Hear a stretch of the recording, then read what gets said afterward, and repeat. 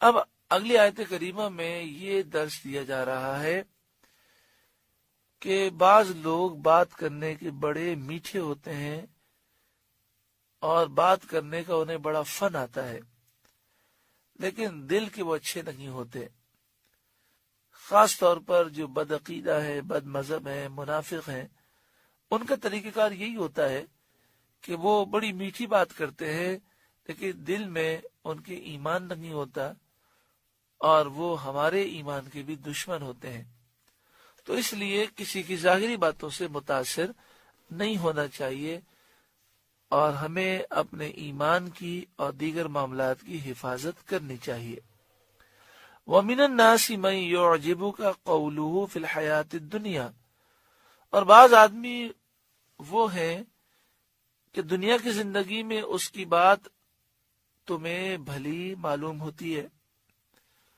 وَيُشْهِدُ اللَّهُ عَلَى مَا فِي قَلْبِهِ، اور اپنے دل کی بات پر اللہ کو وہ گواہ لاتا ہے.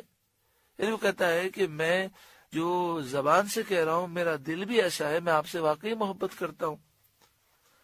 وَهُوَ أَلَدُّ الْخِصَامِ، حالانکہ وہ سب سے بڑا جھگڑالو ہے. اخنس بن شریق ایک منافق تھا، بہت میٹھا تھا اور بہت پیارے انداز میں بات کرتا تھا، لیکن دل میں نفاق تھا. تو وہ آیا مدینہ شریف میں، سب سے بہت اچھی باتیں کی، اور پھر جب گیا اس نے جو ہے قتل و غارت گری کی، کھیتیوں کو جلا دیا اور جانور چوری کر کے وہ لے گیا. وَإِذَا تَوَلَّى سَعَىٰ فِي الْأَرْضِ لِيُفْسِدَ فِيهَا، اور جب پیٹ پھیرے تو زمین میں فساد ڈالتا پھرے. وَيُهْلِكَ الْحَرْثَ وَالنَّسْلَ، اور کھیتی اور جانیں تباہ کرے. وَاللَّهُ لَا يُحِبُّ الْفَسَادَ، اور اللہ فساد سے راضی نہیں ہوتا، اللہ فساد کو پسند نہیں فرماتا. وَإِذَا قِيلَ لَهُ اتَّقِ اللَّهَ، اور جب اس سے کہا جائے اللہ سے ڈرو، أَخَذَتْهُ الْعِزَّةُ بِالْإِثْمِ، تو اسے گناہ کی ضد اور چڑھے.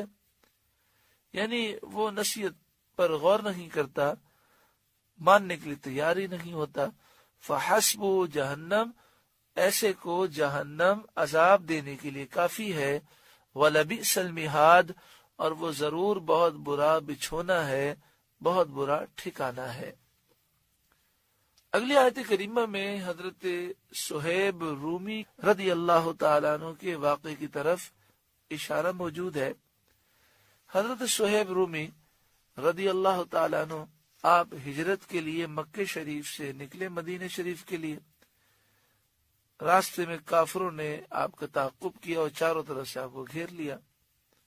تو آپ نے فرمایا دیکھو میرے ترکش میں جتنے تیر ہیں، تم جانتے ہو کہ میں بہترین تیر انداز ہوں، جب تک تیر ہیں تم میں سے کوئی میرے قریب نہیں آ سکتا. جب تیر ختم ہو جائیں گے تو پھر میرے ہاتھ میں تلوار ہوگی، اور تم جانتے ہو کہ میں تلوار چلانے کا بہت ماہر ہوں. جب تک تلوار میرے ہاتھ میں ہوگی تم مجھ پر قابو نہیں پا سکو گے. پھر تم مجھ پر قابو پاؤ گے، اس سے پہلے تم اپنا بہت زیادہ نقصان کر چکے ہوگے اور کئی لوگ تم میں سے ہلاک ہو چکے ہوں گے. تو آؤ ہم ایک سودا کر لیتے ہیں. انہوں نے کہا کہ کیا سودا کرنا ہے؟ آپ نے فرمایا کہ تم مجھے جانے دو، میں اس کے بدلے میں اپنا وہ مال دے دیتا ہوں جو میں نے ایک جگہ پر دفن کیا ہے. انہوں نے کہا ٹھیک ہے، آپ ہمیں مال بتا دیں، ہم آپ کو جانے دیتے ہیں. تو آپ نے انہیں مال بتا دیا. وہ گئے اور انہوں نے آپ کا سارا مال وہاں سے لے لیا. یعنی زندگی بھر کی جمع پونجی آپ نے انہیں دے دی، اور اس کے بدلے میں آپ نے ہجرت کو اختیار کیا. جب سرکار دو عالم صلی اللہ علیہ وآلہ وسلم کی بارگاہ میں پہنچے تو پیارے آقا صلی اللہ علیہ وآلہ وسلم نے ان کے اس عمل کی تعریف فرمائی. یہ ارشاد فرمایا کہ تمہاری یہ جاں فروشی بڑی نافع تجارت ہے. یعنی تم نے جو یہ قربانی دی بہت نفع والی تجارت کی ہے. اس پر آیت کریمہ نازل ہوئی، وَمِنَ النَّاسِ مَن يَشْرِي نفسہ ابتغاء مرضات اللہ، اور کوئی آدمی اپنی جان بیچتا ہے اللہ کی مرضی اور رضا چاہنے کے لیے، یعنی وہ اپنا سب کچھ قربان کر دیتا ہے اس لیے کہ اللہ راضی ہو جائے۔ واللہ رؤوف بالعباد، اور اللہ بندوں پر مہربان ہے۔ حضرت عبداللہ بن سلام رضی اللہ تعالیٰ عنہ یہودیوں کے بہت بڑے عالم تھے۔ جب اسلام لے آئے تو انہوں نے سوچا کہ یہودی مذہب میں ہفتے کی تعظیم کرتے تھے اور اس روز شکار وغیرہ سے اجتناب لازم سمجھتے تھے، ہفتے کے دن کوئی دنیاوی کام کرنا ممنوع ہوتا تھا۔ اب میں اسلام لے آیا ہوں تو ہفتے کے دن شکار کرنا یا کوئی دنیاوی کام کرنا اسلام میں کوئی ضروری تو نہیں ہے، تو میں ہفتے کے دن شکار سے بھی بچوں گا اور دنیاوی کاموں سے بھی بچوں گا، تو اسلام پر بھی عمل ہو جائے گا اور یہودی مذہب پر بھی عمل ہو جائے گا۔ اسی طرح یہودی مذہب میں یہ تھا، اونٹ کا گوشت اور دودھ سے اجتناب لازمی تھا، تو آپ نے سوچا کہ اونٹ کا گوشت اور دودھ جو ہے یہ اسلام میں کوئی پینا کوئی ضروری تو نہیں، اور نہ اونٹ کا گوشت کھانا ضروری ہے، تو میں اجتناب کروں گا تاکہ دونوں پر عمل ہو جائے۔ اب معاملہ یہ تھا کہ کوئی شخص اگر ساری زندگی اونٹنی کا دودھ نہ پیے، اونٹ کا گوشت نہ کھائے، ہفتے کے دن وہ چھٹی کرے، تو شرعی طور پر اس پر کوئی ممانعت نہیں ہے، لیکن کسی دوسری تہذیب سے متاثر ہو کر یہ کرے تو اسلام اس کو پسند نہیں فرماتا۔ اسلام یہ چاہتا ہے کہ مسلمان صرف اسلام سے متاثر رہیں اور کسی تہذیب کلچر کو وہ نہ اپنائیں، ان سے وہ متاثر نہ ہوں۔ اس پر یہ آیت کریمہ نازل ہوئی، یا ایھا الذین آمنوا ادخلوا فی السلم کافہ، اے ایمان والو اسلام میں پورے داخل ہو جاؤ۔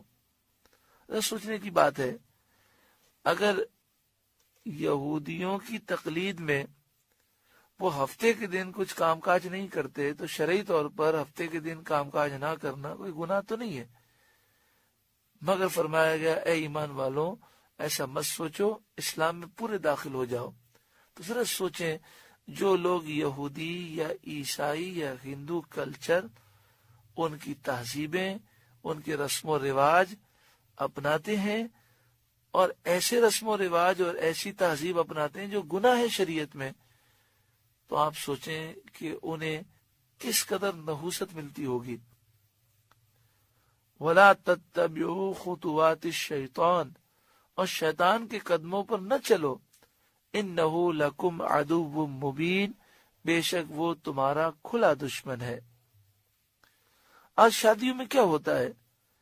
آج شادیوں میں لوگ انڈین فلمیں دیکھتے ہیں یا امریکی چینل دیکھتے ہیں اور وہاں مختلف تہذیب رسومات وہ دیکھتے ہیں اور یہاں پر کہتے ہیں ہم بھی اسی طرح کریں گے۔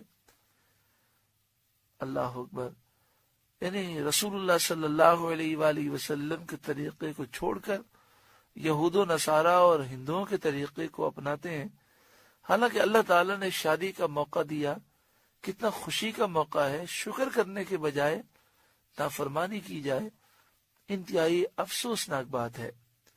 فَإِن زَلَلْتُم مِّن بَعْدِ مَا جَاءَتْكُمُ الْبَيِّنَاتُ، اور اگر اس کے بعد بھی تم پھسل گئے کہ تمہارے پاس روشن حکم آ چکے، فَاعْلَمُوا أَنَّ اللَّهَ عَزِيزٌ حَكِيمٌ، تو خوب جان لو اللہ زبردست حکمت والا ہے۔ هَلْ يَنظُرُونَ، کس چیز کا وہ انتظار کر رہے ہیں؟ کیوں ایمان نہیں لاتے؟ کیوں اللہ کے حضور جھکتے نہیں ہیں؟